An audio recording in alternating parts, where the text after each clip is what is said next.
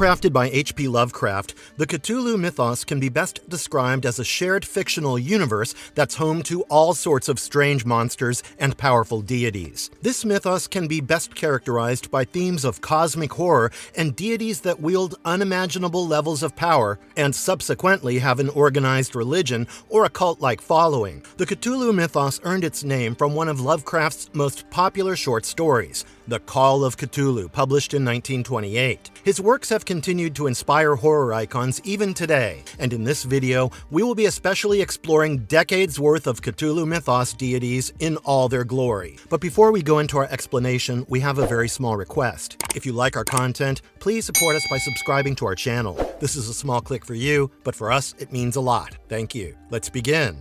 What are Cthulhu Mythos deities? The idea of deities can be quite confusing in Cthulhu Mythos, as different writers have put their own spin on these godlike creatures. Typically, a deity is identified as someone who wields unimaginable power or intelligence to an extent where humans cannot comprehend their abilities. Most deities across different mythoses share some standard features, such as a huge cult-like following or worshippers who go out of their way to sacrifice things to these gods. Humans often form organized religions centered around these deities and find ways to express their respect and admiration for these forces of power. When it comes to the Cthulhu Mythos deities, they differ from the concept of deities in the real world. Cthulhu deities are based on a materialist philosophy and don't typically have supernatural powers. Instead, they were physical beings who followed the natural laws of the entire cosmos at large. These laws included psychic communication, ruling over parallel universes and interdimensional travel, and humans were largely unaware of these cosmic laws that bound these deities. Such was the nature of the Cthulhu mythos, and the presence of deities along with cosmic laws are the fundamental characteristics of cosmic horror. It is also defined by the deities' indifference towards humanity, as they viewed humans as insignificant creatures that did not deserve any attention. They were only used as pawns that could affect global events and were often deployed to win petty fights against other deities or to entertain themselves.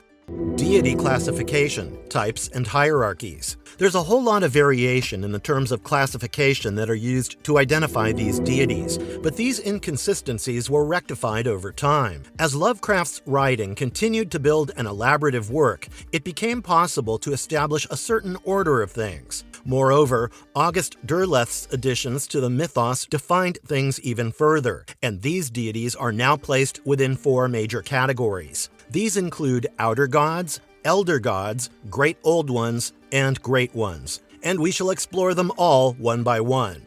Outer gods, beings beyond time and space. To kick this off, we have the outer gods, who were considered as the older beings that created the universe in itself. Also known as the ruling gods, these deities transcended the boundaries of time and space and wielded immense power on a cosmic level. They were typically introduced as influential deities without any personality or intelligence and could be described as mindless blasphemies. However, there were a few exceptions, and Nyarlathotep was one of the most important outer gods. Nyarlathotep acted as an intermediary between all the outer gods, even if he claimed to hate them, and he often used his intellect to fulfill the Great One's wishes and meddle with the lives of humans. The outer gods also seem inspired by the deities in the real world, wherein Christian Gnostic Demiurge, who is known as a malignant creator, is supposedly a parody of the divine will, or Yaldabaoth. Sometimes the outer gods are also known as the other gods after Lovecraft used this term to describe Azathoth's kin. He further stated that the other gods protect the other gods, such as the Great Ones, who have limited power over the universe. While Lovecraft has described them as older or other gods, authors such as Derleth have entirely skipped mentioning these deities and instead include Azathoth and Nyarlathotep in the same category as the Great Old Ones.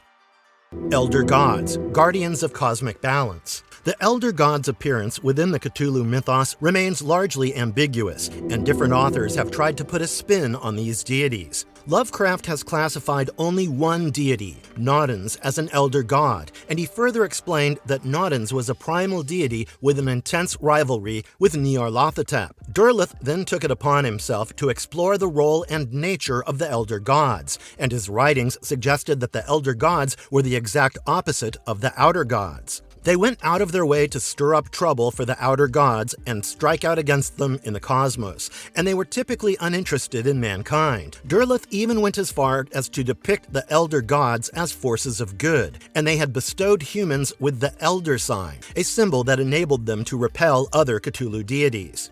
Even though elder gods have been depicted as the Great Old One's enemies, their names are often used interchangeably in Derleth's stories, which sometimes stirs up some confusion.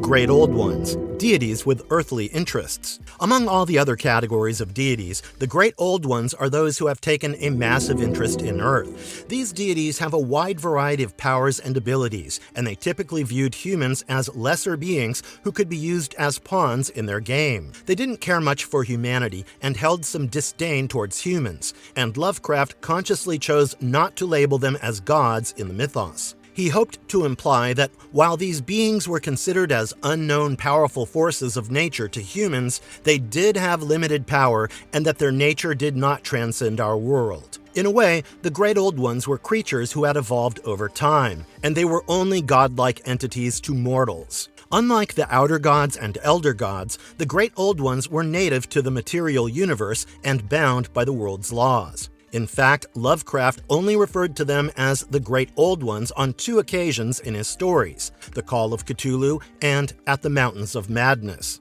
Gods of Earth or Great Ones, Dreamlands' lesser deities. While the Great Old Ones mainly exert their influence over Earth, the Great Ones were introduced as secondary deities who restricted their power to the Dreamlands dimension. They were also known as Gods of Earth, which is ironic since they were perceived as weak gods who relied on Nyarlathotep to protect them.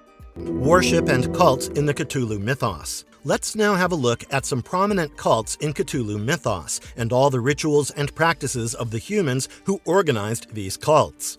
1. Cthulhu Cult. The cult of Cthulhu consisted of the mortal worshippers of the Great Old One, Cthulhu, and they firmly believed that their worship would bring him back one day. The cult further believed that Cthulhu's reawakening would transform the world into a violent place, and these worshippers gathered in all parts of the world, ranging from China to Arabia. One of the cult leaders from Louisiana, named Castro, claimed that he had talked to the undying cult leaders from China and that the cult's center was located in the deserts of Arabia. Many authorities had looked into the cult, and they had described the worshippers as humans with deformed bodies as a result of inbreeding. Professor Webb from the American Archaeological Society described Cthulhu worshippers as diabolist Eskimos in 1860, and he further revealed that they were greatly feared by the other tribes. Inspector Legrasse also discovered this cult in Louisiana after local reports of missing people, and he realized that the cult was filled with deformed humans who were mutilating the locals before offering them to Cthulhu. Law enforcement soon crashed their headquarters and killed 5 of the worshippers who were responsible for organizing these murderous rituals for their dark god. A bunch of cultists were also discovered in the South Pacific, but they were killed off before they could sacrifice any humans to Cthulhu. 2. Esoteric Order of Dagon. Established by Captain Obed Marsh, the Esoteric Order of Dagon was based in Innsmouth and had a cult-like following. The locals were known for sacrificing people to please the Deep Ones, but it was only a matter of time until they were discovered and placed under arrest. Lovecraft's story The Shadow over Innsmouth covers how the cult was discovered and disbanded in 1928, but they were reintroduced in the expanded mythos. In Cthulhu Tech, a role-playing game released by Wildfire LLC, this organization was focused on freeing Cthulhu from captivity, and they went on a mission to find Rhea to aid them. They were also known for breeding with cultists or captured humans to expand their population, and they had several monsters and Cthulhu worshippers at their disposal. Charles Reade had once infiltrated a local sect of this cult in an attempt to find the cause of the flood in Massachusetts. He discovered that the cult posed as a charity and fooled the locals into believing that they were helping the city, while in reality, this was only a front for their evil activities. The esoteric Order of Dagon was also infamously known for controlling all the oceans and coastal regions worldwide, and this cult inspired an occult order that follows Lovecraft and Aleister Crowley's occult writings in the real world. 3. Church of Starry Wisdom. Also known as the Starry Wisdom Cult, this church was also known as a sinister religious cult that followed Nyarlathotep in one of its evil forms. This was explicitly covered in Lovecraft's short story, The Haunter of the Dark, a title that describes one of Nyarlathotep's forms. Founded in 1844 AD, this cult was based in Providence, Rhode Island, and was led by an occultist named Professor Enoch Bowen. They used a sacred artifact known as the Shining Trapezohedron to summon Nyarlathotep, who often made outrageous demands and told them to sacrifice people in exchange for secret knowledge about the universe. While other local churches often looked down upon this cult, it had about 200 followers who kidnapped locals to sacrifice them. They did have some clashes with the local government, and they had about 181 members when they finally migrated away from Providence. This cult was also known for its infamous library that held a wide variety of books on occult literature, and Dr. Dexter got rid of these books in a church raid. While this church disbanded in 1877, it popped up in other places, such as Yorkshire, Chicago, Massachusetts, and San Francisco. However, it was recently destroyed by arson in San Francisco, and some temporary sects then migrated to Canada and Bioko in Equatorial Guinea. 4. Cult of the Bloody Tongue. Nyarlathotep was one of the most worshipped Cthulhu Mythos deities, and the Cult of the Bloody Tongue was among the many cults that worshipped him. This cult was based in Kenya, but it had a lot of other branches all over the world. However, the original cult was the most powerful of them all, and they had a massive following among the Nandi population in western Kenya. They worshipped Nyarlathotep's bloody tongue avatar and were famously known for their rituals in the Mountain of the Black Wind. In fact, the bloody tongue appeared at one of their ceremonies every 5 years and stirred up terrible storms that destroyed all nearby villages, and this was followed by erratic celebrations by the cultists. Members of this cult typically wore a stripe of red cloth on their headdresses, and they were known for using pranga or bush knives for their ceremonial sacrifices. They also picked a high priestess at the age of 14 and then sent her to the Mountain of the Black Wind to learn advanced magic. Around 1928, the cult was led by a young princess named Mweru, but most locals denied their existence and pretended they didn't exist. However, the Cult of the Bloody Tongue is discussed in Nigel Blackwell's book Dark Cults of Africa, wherein he describes the cult's rituals in great detail.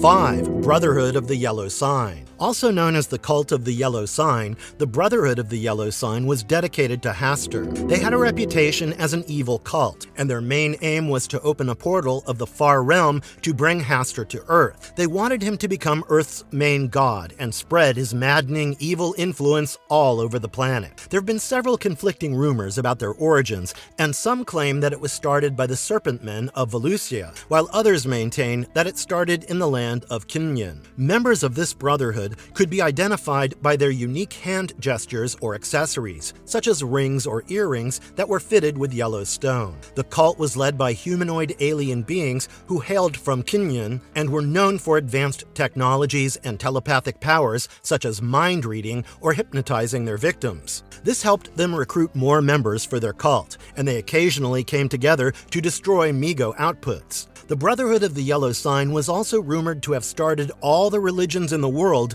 in order to strengthen the great old ones, but these theories are allegedly false.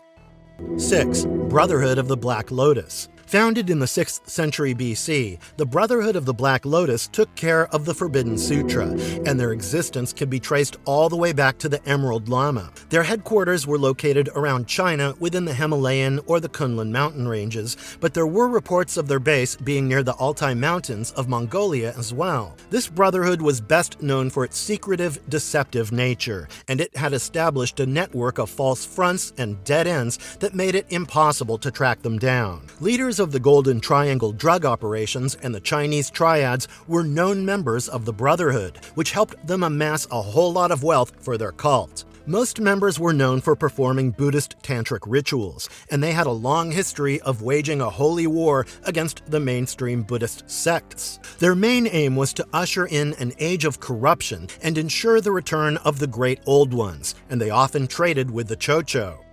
7. Brotherhood of the Black Pharaoh. While the Brotherhood of the Black Pharaoh has diminished in popularity in recent times, it was made up of a small but loyal following of Egyptians, Hindus, and Arabs. This cult was named after a popular Egyptian form of Nyarlathotep, who was described as an invisible, omnipotent master who could be found nowhere and everywhere at the same time. The Brotherhood was led by Omar Shakti, a rich cotton merchant who was the chief priest of the sect. This brotherhood served the Penhu Foundation, and they typically carried out their cult rituals at several locations in the outskirts of London. They had two important leaders, Edward Cavigan Syed, who were both equally unhinged and capable of many evil things. This cult was also infamous for breaking their victims' bones and stabbing them in the heart, but they never left any identifying runes on their bodies. They refused to include women in their cult and were also known for collecting a wide range of special artifacts. Some of these artifacts included statues, such as the Bloated Woman and a slate Cthulhu,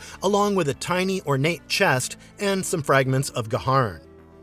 8. Congregation of the Earth. The Congregation of the Earthter was a fictional cult from the Cthulhu Tech role-playing game, and they had seemingly spread like wildfire all across the world. This cult had been around for millennia, and they were mostly known as a fertility cult before the NEG destroyed them and reduced them to a fraction of what they used to be. Most of the founding initiates had left the cult, and the members had forgotten the true purpose of the cult over time. They even started believing that Shub Nigrath was a benevolent goddess who would turn Earth into heaven. In recent times, small groups continued to keep the cult going and were typically located in the deep jungles of Africa, the Pacific Northwest, and some South African rainforests. They tried to recruit environmentalists to join their cult and then attract them by introducing them to herbalism, narcotics, and fertility rituals. The cult was known for performing wanton sex, orgies, and ritualistic sex, and they've recently turned quite powerful after allying themselves with the Chrysalis Corporation. Marvelous verdict. And with that, we come to the end of all the kinds of cults within the Cthulhu mythos. There's no doubt that H.P. Lovecraft has created the most fascinating cosmic horror universes of all time, and the deities that characterize this universe have truly captivated our attention. We hope you enjoyed exploring the hierarchies and classifications within the Cthulhu Mythos Deities, and we'd love to hear your favorite ones in the comments below. And if you liked our content, don't forget to leave a like and subscribe to us if you haven't already. Have a good one and be safe. Thanks, everyone.